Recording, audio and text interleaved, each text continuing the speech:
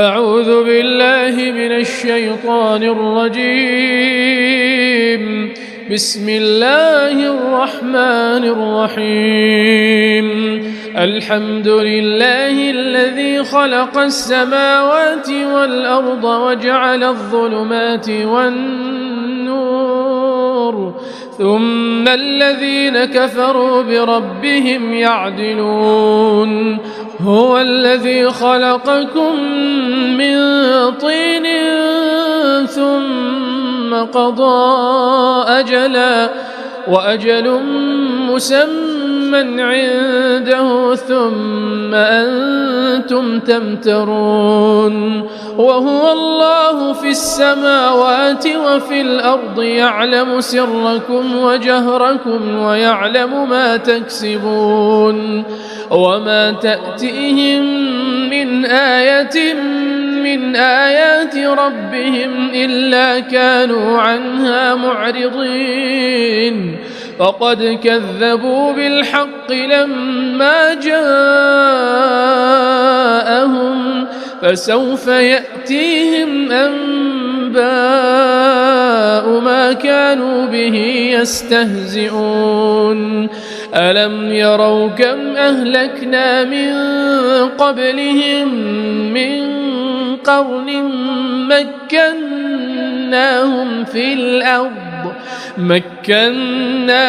في الأرض ما لم نمكن لكم، وأرسلنا السماء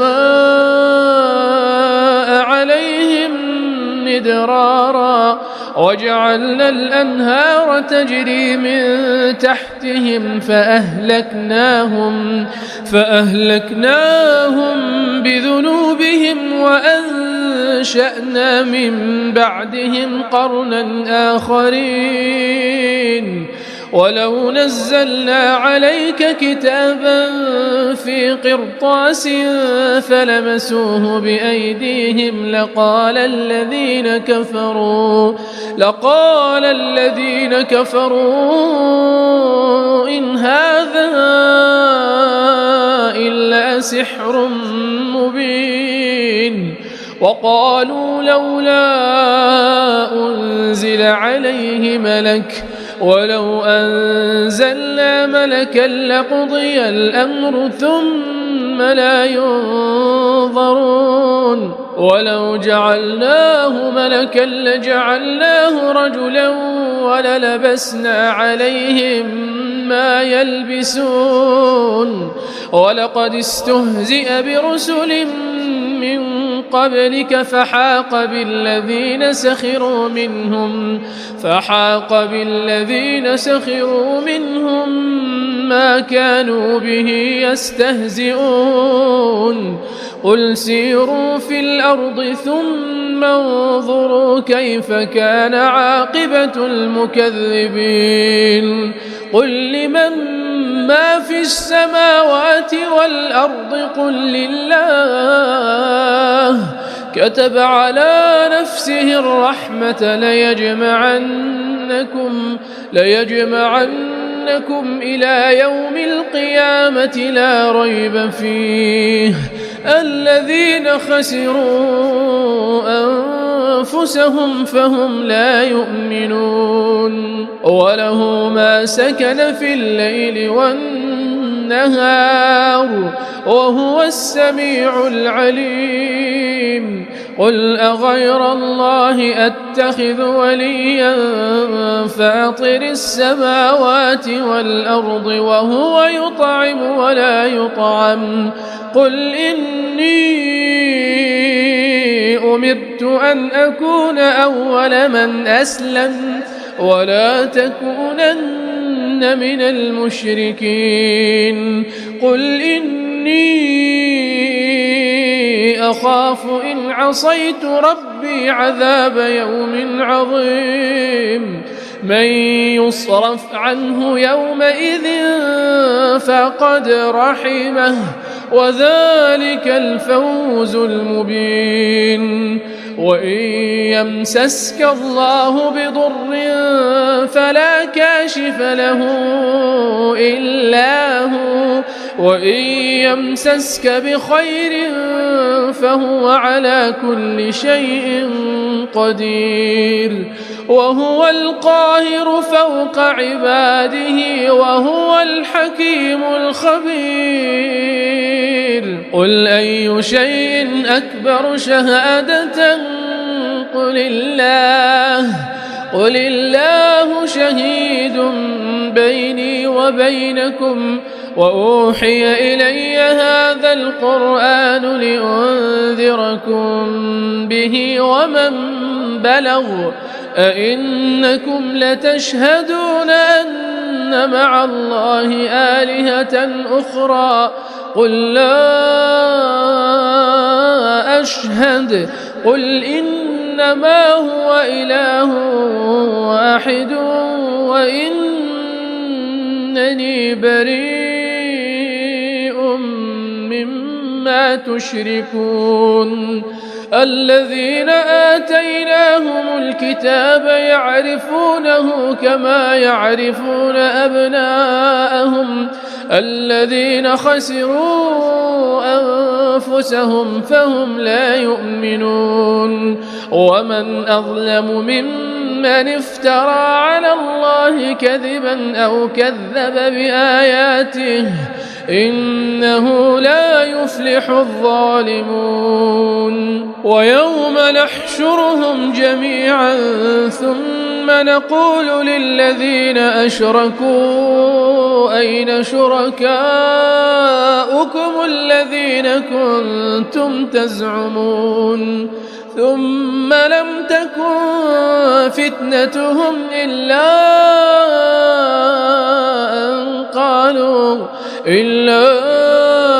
أن قالوا والله ربنا ما كنا مشركين انظر كيف كذبوا على أنفسهم وضل عنهم ما كانوا يفترون ومنهم من يستمع إليك وجعلنا على قلوبهم أكنة أن يفقهوه وفي آذانهم وقرا وإن يروا كل آية لا يؤمنوا بها حتى إذا جاءوك يجادلونك يقول الذين كفروا إن هذا إلا أساطير الأولين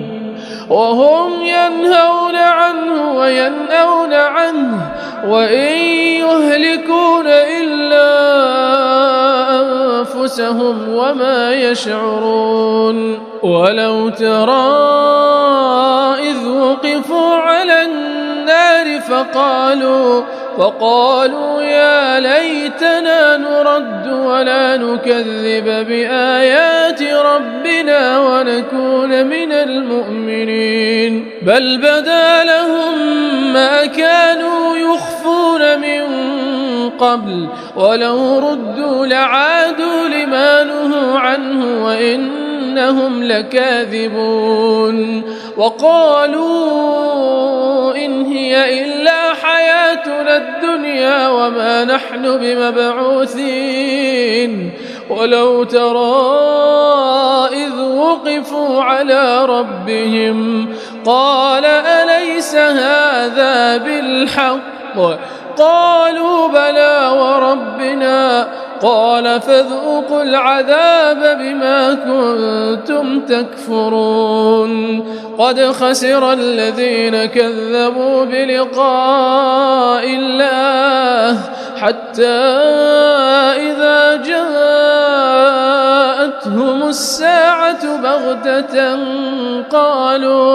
قالوا يا حسرتنا على ما فرطنا فيها وهم يحملون أوزارهم على ظهورهم ألا ساء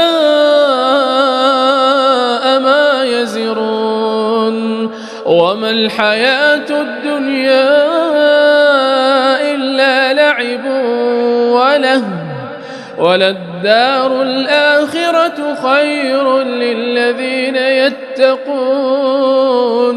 أفلا تعقلون قد نعلم إنه ليحزنك الذي يقولون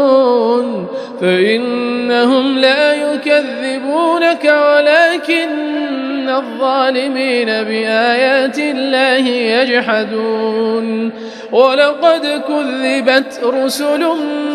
من قبلك فصبروا على ما كذبوا وأوذوا حتى أتاهم نصرنا ولا مبدل لكلمات الله ولقد جاءك من نبأ المرسلين وإن كان كبر عليك إعراضهم فإن استطعت أن تبتغي نفقا في الأرض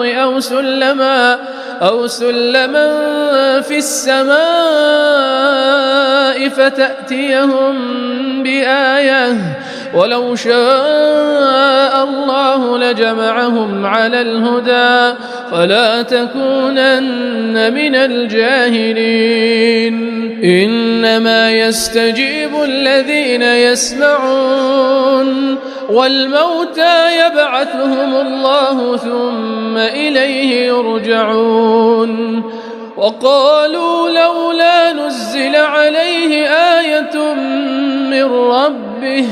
قل إن الله قادر على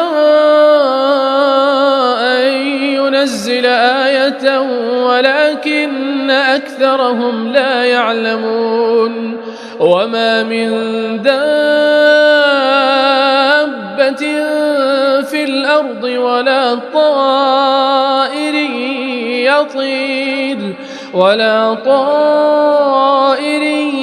يطير بجناحيه إلا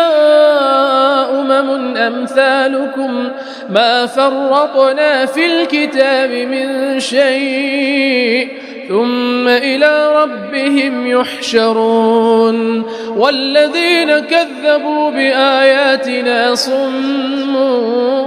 وبكم في الظلمات من يشاء الله يضلله ومن يشاء يجعله على صراط مستقيم قل أرأيتكم إن أتاكم عذاب الله أو أتتكم الساعة أغير الله تدعون إن كنتم صادقين بل إياه تدعون فيكشف ما تدعون إليه إن شاء وتنسون ما تشركون ولقد أرسلنا إلى أمم من قبلك فأخذناهم بالبأساء والضراء لعلهم يتضرعون فلولا إذ جاءهم بأسنا تضرعوا ولكن قست قلوبهم وزين لهم الشيطان ما كانوا يعملون فلما نسوا ما ذكروا به فتحنا عليهم أبواب كل شيء حتى إذا فرحوا بما أوتوا أخذناهم بغتة فإذا هم مبلسون فقطع دابر القوم الذين ظلموا والحمد لله رب العالمين قل أرأيتم إن أخذ الله سمعكم وأبصاركم وختم على قلوبكم من إله غير الله يأتيكم به انظر كيف نصرف الآيات ثم هم يصدفون قل أرأيتكم إن أتاكم عذاب الله بغتة أو جهرة هل يهلك إلا القوم الظالمون وما نرسل المرسلين إلا مبشرين ومنذرين فمن آمن وأصلح فلا خوف عليهم ولا هم يحزنون والذين كذبوا بآياتنا يمسهم العذاب بما كانوا يفسقون قل لا أقول لكم عندي خزائن الله ولا أعلم الغيب ولا أقول لكم إني ملك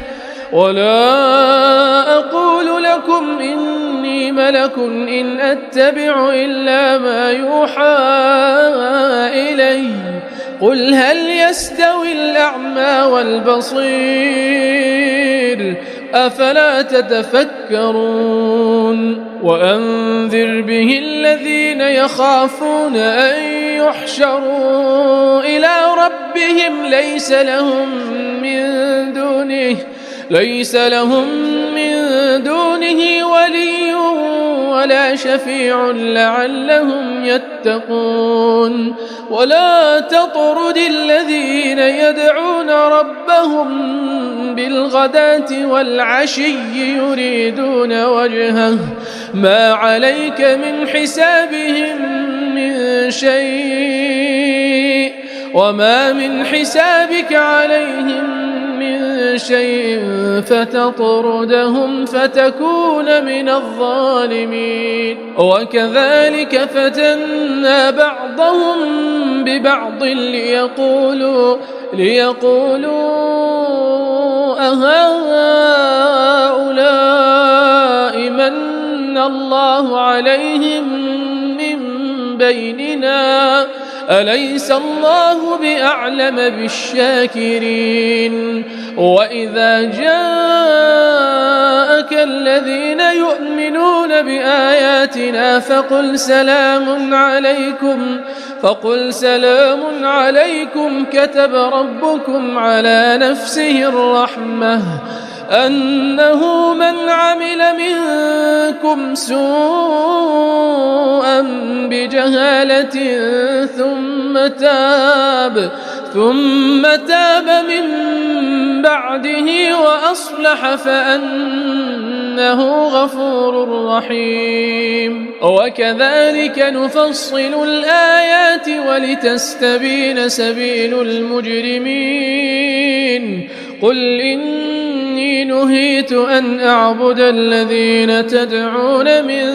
دون الله قل لا أتبع أهواءكم قد ضللت إذا وما أنا من المهتدين قل إني على بينة من ربي وكذبتم به ما عندي ما تستعجلون به إن الحكم إلا لله يقص الحق وهو خير الفاصلين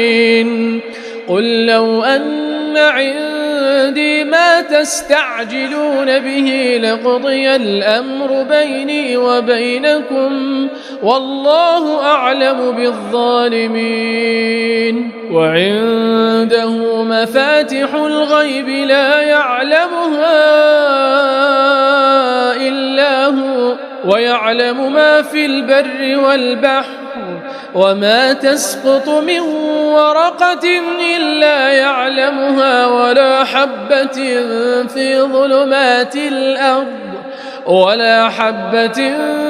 في ظلمات الأرض ولا رطب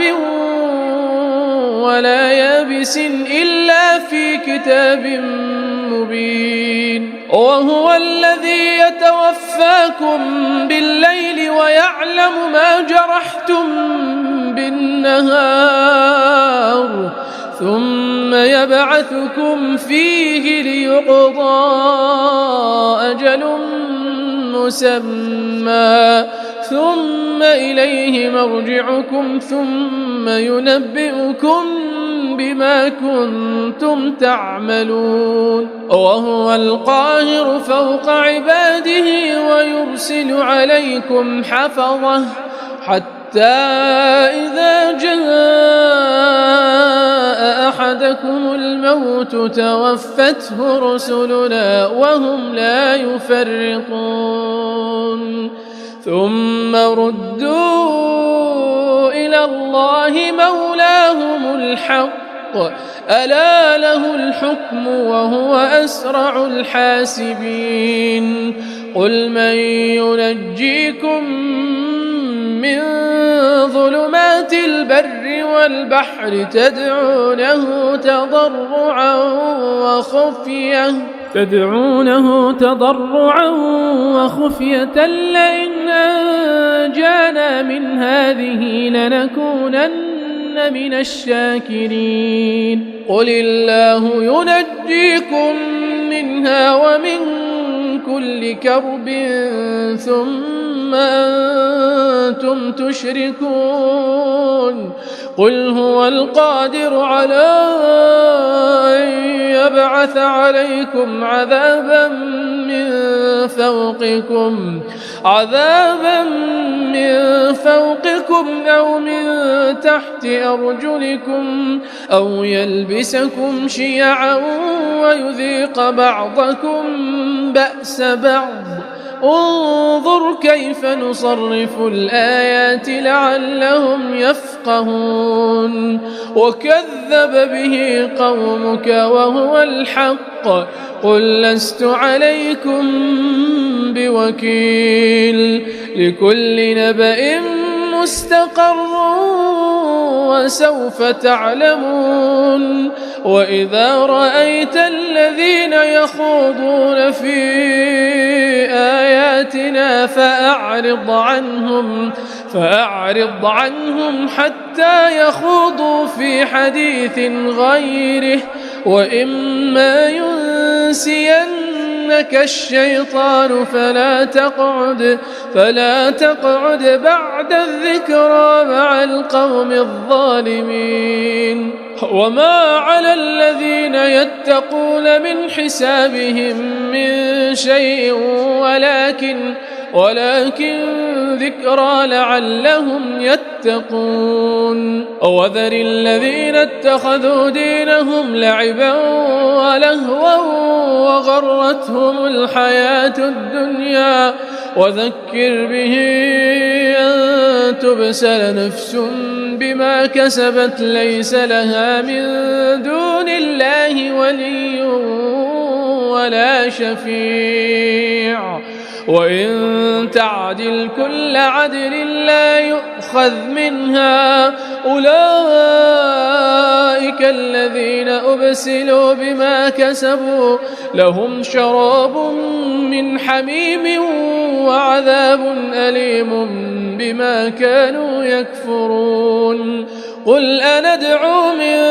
دون الله ما لا ينفعنا ولا يضرنا ونرد على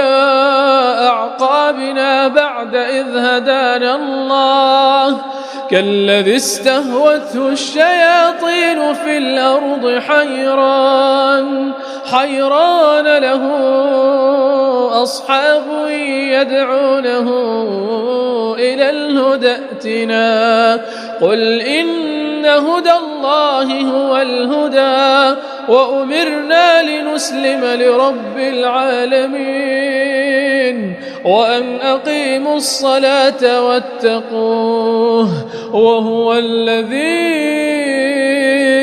إليه تحشرون وهو الذي خلق السماوات والأرض بالحق ويوم يقول كن فيكون قوله الحق وله الملك يوم ينفخ في الصور عالم الغيب والشهادة وهو الحكيم الخبير وإذ قال إبراهيم لأبيه آزر أتتخذ أصناما آلهة إني أراك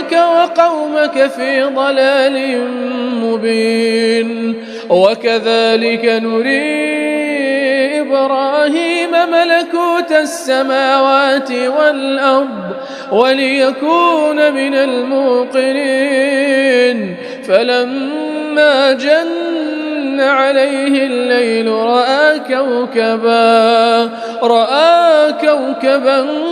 قال هذا ربي فلما أفل قال لا أحب الآفلين فلما رأى القمر بازغا قال هذا ربي فلما أفل قال لئن لم يهدني ربي لأكونن من القوم الضالين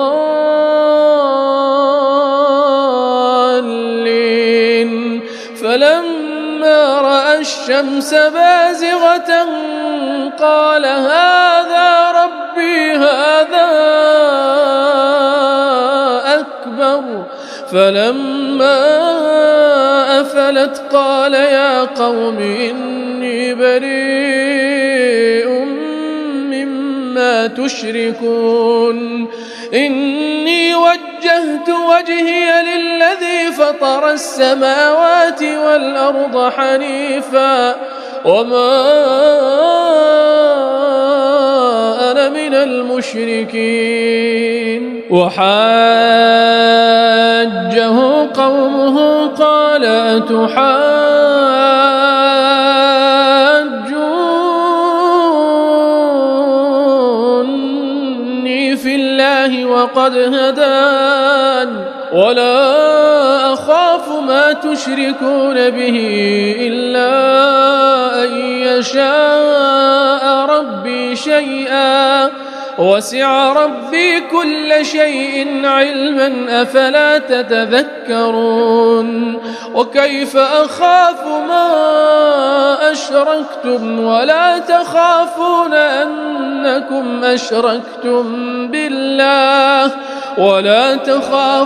أنكم أشركتم بالله ما لم ينزل به عليكم سلطانا فأي الفريقين أحق بالأمن إن كنتم تعلمون الذين آمنوا ولم يلبسوا إيمانهم بظلم أولئك لهم الأمن وهم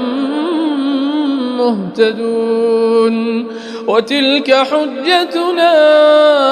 آتيناها إبراهيم على قومه نرفع درجات من نشاء إن ربك حكيم عليم ووهبنا له إسحاق ويعقوب كلا هدينا ونوحا هدينا من قبل ومن ذريته داود وسليمان وأيوب ويوسف وموسى وهارون وكذلك نجزي المحسنين وزكريا ويحيى وعيسى وإلياس كل من الصالحين وإسماعيل واليسع ويونس ولوطا وكلا فضلنا على العالمين ومن آبائهم وذرياتهم وإخوانهم واجتبيناهم وهديناهم إلى صراط مستقيم ذلك هدى الله يهدي به من يشاء من عباده ولو أشركوا لحبط عنهم ما كانوا يعملون أولئك الذين آتيناهم الكتاب والحكم والنبوة فإن يكفر بها هؤلاء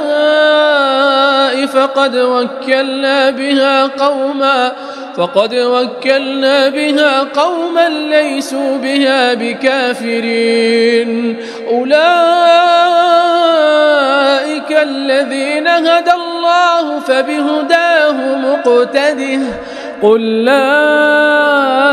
أسألكم عليه أجرا إن هو إلا ذكرى للعالمين. وما قدروا الله حق قدره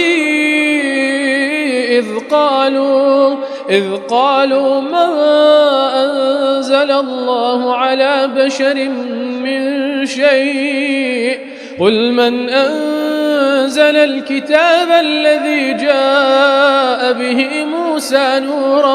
وهدى للناس تجعلونه قراطيس تبدونها وتخفون كثيرا وعلمتم ما لم تعلموا أنتم ولا آباؤكم قل الله ثم ذرهم في خوضهم يلعبون. وهذا كتاب أنزلناه مبارك مصدق الذي بين يديه ولتنذر أم القرى ومن حولها والذين يؤمنون بالآخرة يؤمنون به وهم على صلاتهم يحافظون. ومن أظلم ممن افترى على الله كذبا أو قال أوحي إلي ولم يوحى إليه شيء ومن قال سأنزل مثل ما أنزل الله. ولو ترى إذ الظالمون في غمرات الموت والملائكة باسطوا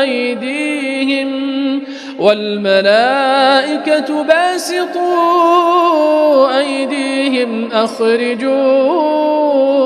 أنفسكم اليوم تجزون عذاب الهون بما كنتم تقولون على الله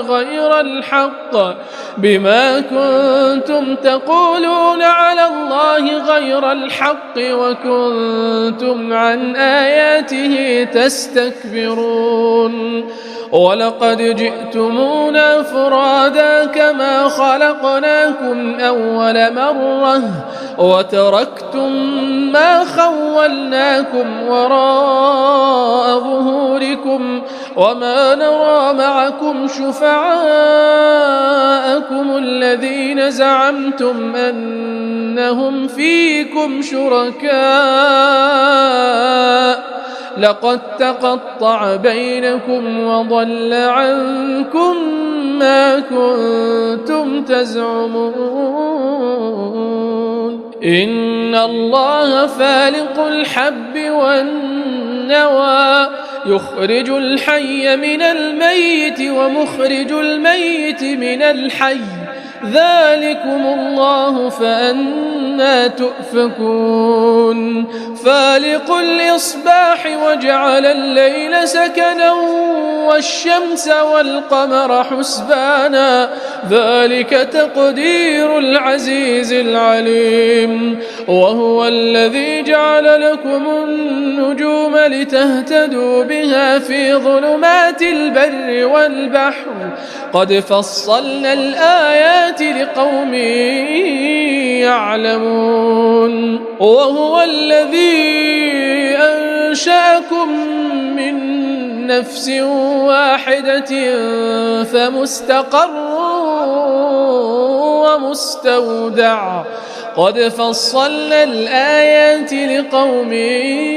يفقهون. وهو الذي أنزل من السماء ماء فأخرجنا به نبات كل شيء فأخرجنا منه خضرا نخرج منه حبا متراكبا ومن النخل من طلعها قنوان دانية وجنات من أعناب والزيتون والرمان مشتبها وغير متشابه انظروا إلى ثمره إذا أثمر وينعه إن في ذلكم لآيات لقوم يؤمنون وجعلوا لله شركاء الجن وخرقوا له بنين وبنات بغير علم سبحانه وتعالى عما يصفون بديع السماوات والأرض أنى يكون له ولد ولم تكن له صاحبة وخلق كل شيء وهو بكل شيء عليم ذلكم الله ربكم لا إله إلا هو خالق كل شيء فاعبدوه وهو على كل شيء وكيل لا تدركه الأبصار وهو يدرك الأبصار وهو اللطيف الخبير قد جاءكم بصائر من ربكم فمن أبصر فلنفسه ومن عمي فعليها وما أنا عليكم بحفيظ وكذلك نصرف الآيات وليقولوا درست ولنبينه لقوم يعلمون اتبع ما أوحي إليك من ربك لا إله إلا هو وأعرض عن المشركين ولو شاء الله ما أشركوا وما جعلناك عليهم حفيظا وما أنت عليهم بوكيل ولا تسبوا الذين يدعون من دون الله فيسبوا الله عدوا بغير علم كذلك زينا لكل أمة عملهم ثم إلى ربهم مرجعهم فينبئهم بما كانوا يعملون وأقسموا بالله جهد أيمانهم لئن جاءتهم آية ليؤمنن بها قل إنما الآيات عند الله وما يشعركم أنها إذا جاءت لا يؤمنون ونقلب أفئدتهم وأبصارهم كما لم يؤمنوا به أول مرة ونذرهم في طغيانهم يعمهون ولو أننا نزلنا إليهم الملائكة وكلمهم الموتى وحشرنا عليهم كل شيء قبلا ما كانوا ليؤمنوا إلا أن يشاء الله ولكن أكثرهم يجهلون وكذلك جعلنا لكل نبي عدوا شياطين الإنس والجن يوحي بعضهم إلى بعض زخرف القول غرورا ولو شاء ربك ما فعلوه فذرهم وما يفترون ولتصغى إليه أفئدة الذين لا يؤمنون بالآخرة وليرضوه وليقترفوا ما هم مقترفون أفغير الله أبتغي حكما وهو الذي أنزل إليكم الكتاب مفصلا والذين آتيناهم الكتاب يعلمون أنه منزل من ربك بالحق فلا تكونن من الممترين وتمت كلمة ربك صدقا وعدلا لا مبدل لكلماته وهو السميع العليم وإن تطع أكثر من في الأرض يضلوك عن سبيل الله إن يتبعون إلا الظن وإن هم إلا يخرصون إن ربك هو أعلم من يضل عن سبيله وهو أعلم بالمهتدين فكلوا مما ذكر اسم الله عليه إن كنتم بآياته مؤمنين وما لكم ألا تأكلوا مما ذكر اسم الله عليه وقد فصل لكم ما حرم عليكم إلا ما اضطررتم إليه وذروا ظاهر الإثم وباطنه إن الذين يكسبون الإثم سيجزون بما كانوا يقترفون ولا تأكلوا مما لم يذكر اسم الله عليه وإنه لفسق وإن الشياطين ليوحون إلى أوليائهم ليجادلوكم وإن أطعتموهم إنكم لمشركون أومن كان ميتا فأحييناه وجعلنا له نورا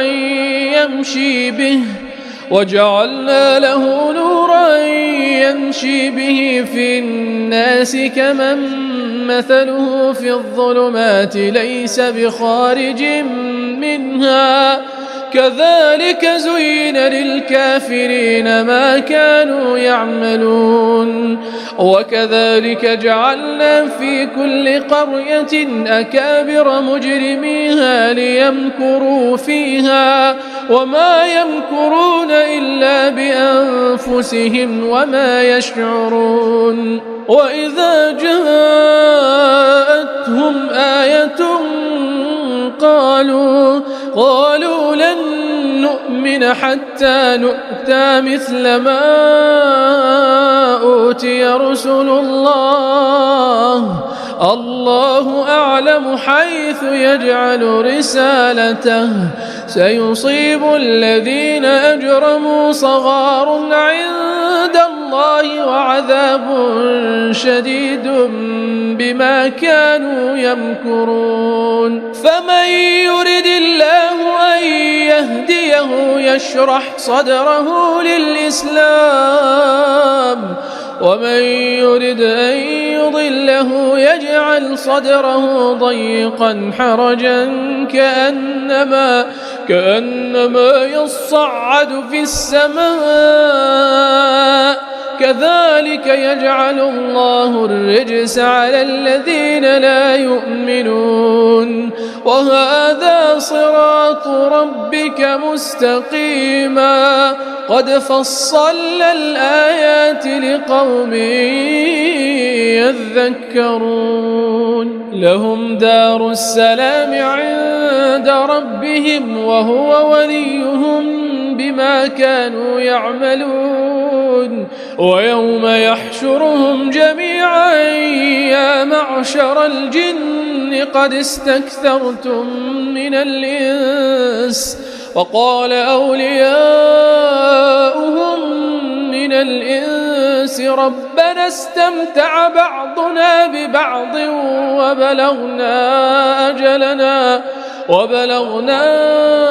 أجلنا الذي أجلت لنا قال النار مثواكم خالدين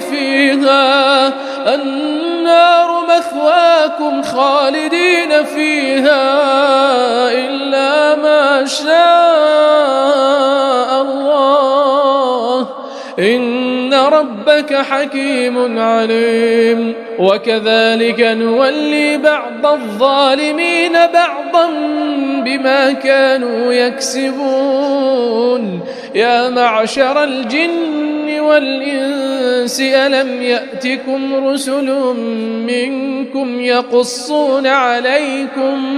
يقصون عليكم آياتي وينذرونكم لقاء يومكم هذا قالوا شهدنا على أنفسنا وغرتهم الحياة الدنيا وشهدوا على أنفسهم أنهم كانوا كافرين ذلك أن لم يكن ربك مهلك القرى بظلم وأهلها غافلون ولكل درجات مما عملوا وما ربك بغافل عما يعملون وربك الغني ذو الرحمة إن يشأ يذهبكم ويستخلف من بعدكم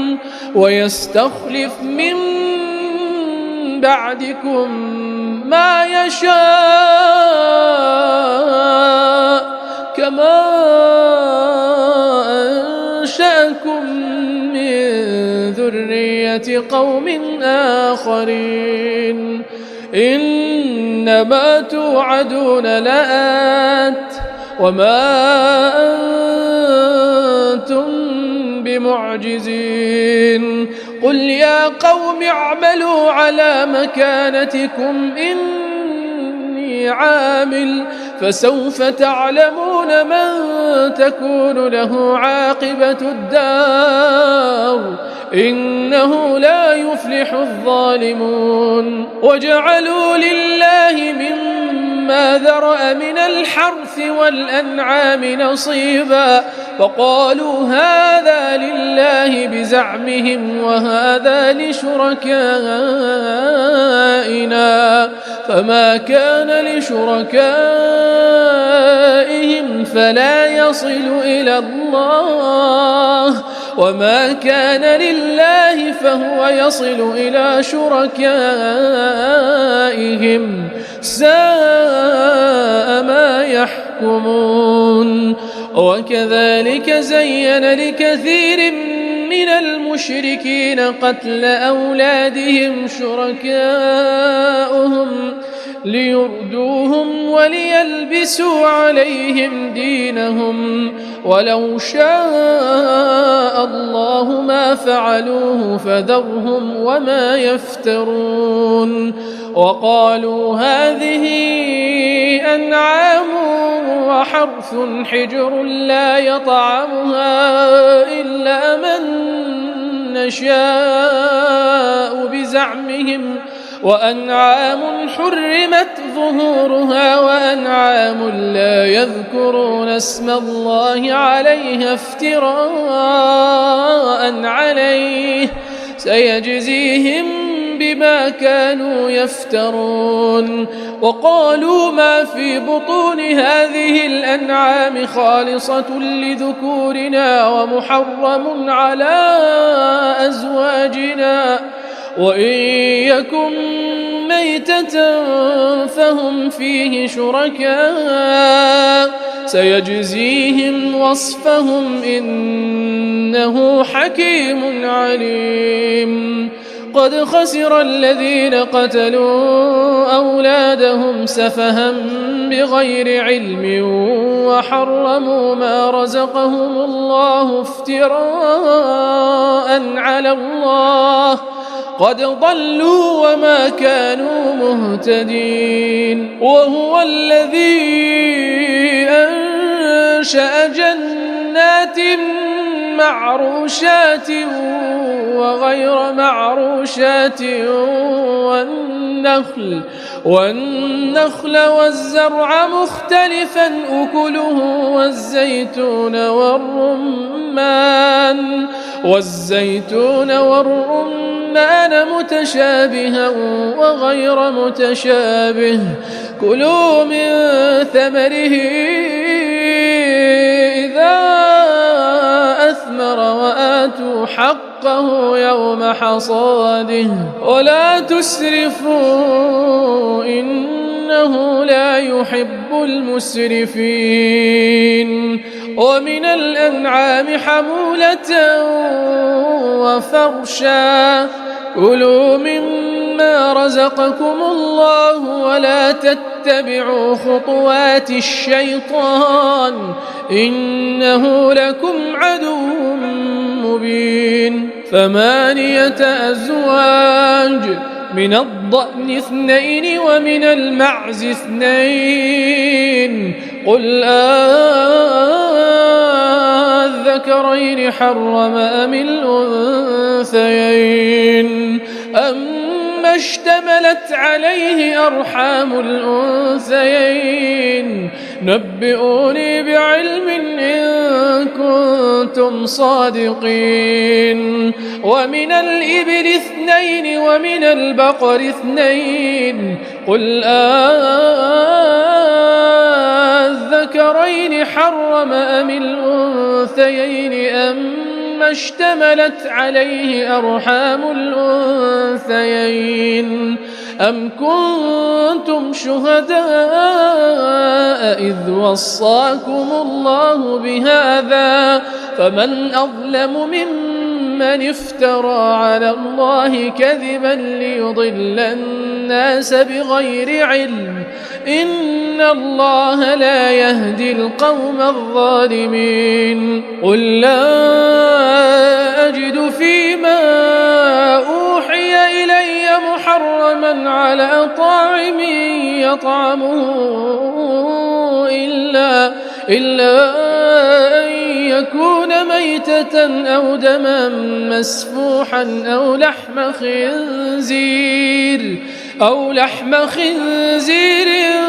فإنه رجس أو فسقا أهل لغير الله به فمن اضطر غير باغ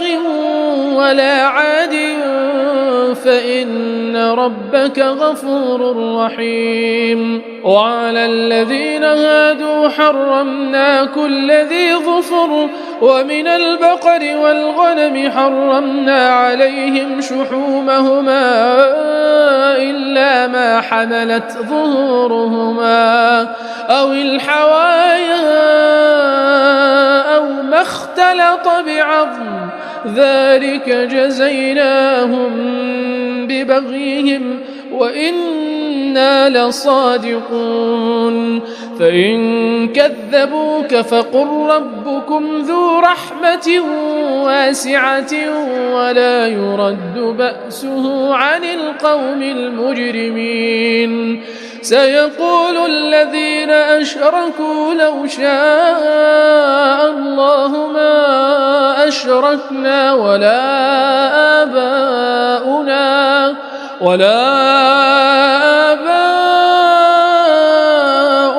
ولا حرمنا من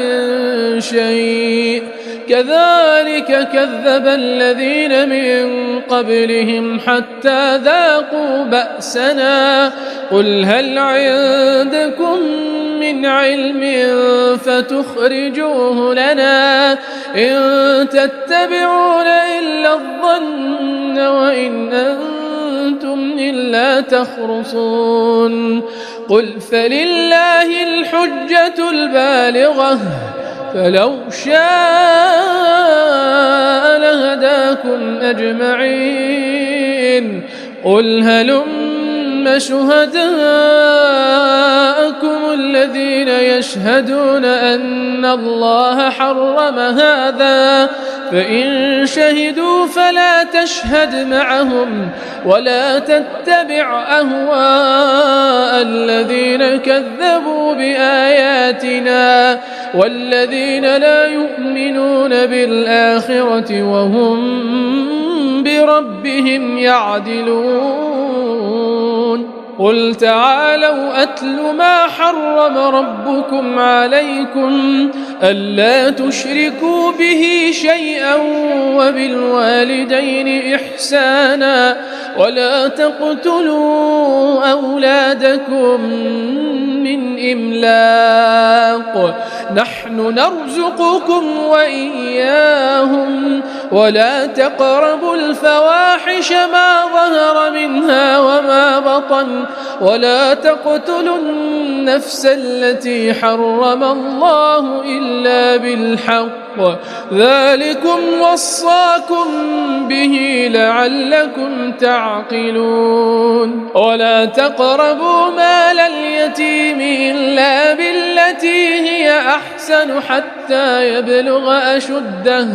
وأوفوا الكيل والميزان بالقسط لا نكلف نفسا إلا وسعها وإذا قلتم فاعدلوا ولو كان ذا قربى وبعهد الله أوفوا ذلكم وصاكم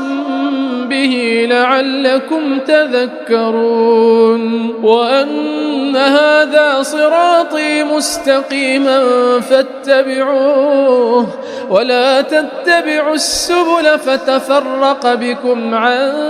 سبيله ذلكم وصاكم به لعلكم تتقون ثم آتينا موسى الكتاب تماما على الذي أحسن وتفصيلا لكل شيء وهدى ورحمة لعلهم بلقاء ربهم يؤمنون وهذا كتاب أنزلناه مبارك فاتبعوه واتقوا لعلكم ترحمون أن تقولوا إنما أنزل الكتاب على طائفتين من قبلنا وإن كنا عن دراستهم لغافلين أو تقولوا لو أنا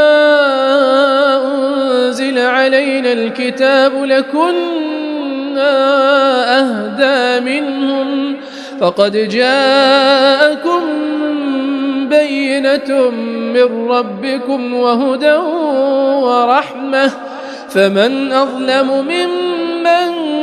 كذب بآيات الله وصدف عنها سنجزي الذين يصدفون عن آياتنا سوء العذاب بما كانوا يصدفون هل ينظرون إلا أن تأتيهم الملائكة أو يأتي ربك أو يأتي بعض آيات ربك يوم يأتي بعض آيات ربك لا ينفع نفسا إيمانها لم تكن آمنت من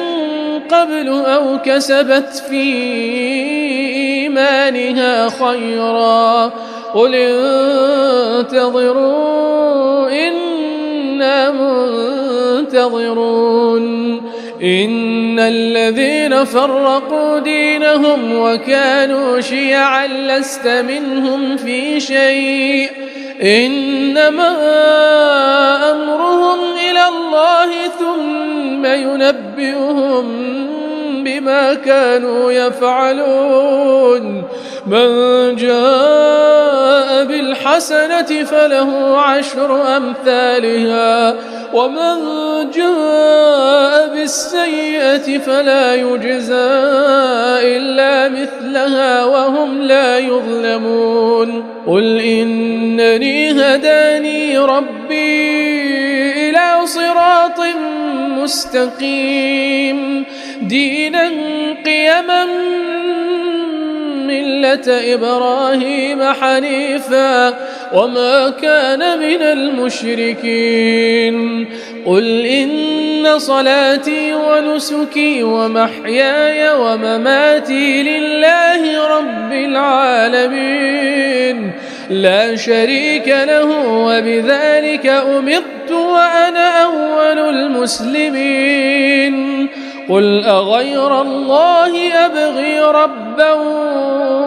وهو رب كل شيء ولا تكسب كل نفس إلا عليها ولا تزر وازرة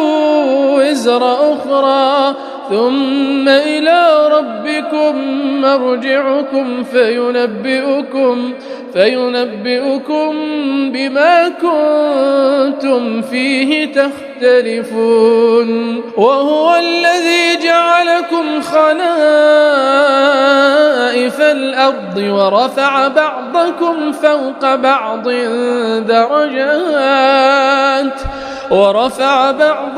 فوق بعض درجات ليبلوكم فيما آتاكم إن ربك سريع العقاب وإنه لغفور رحيم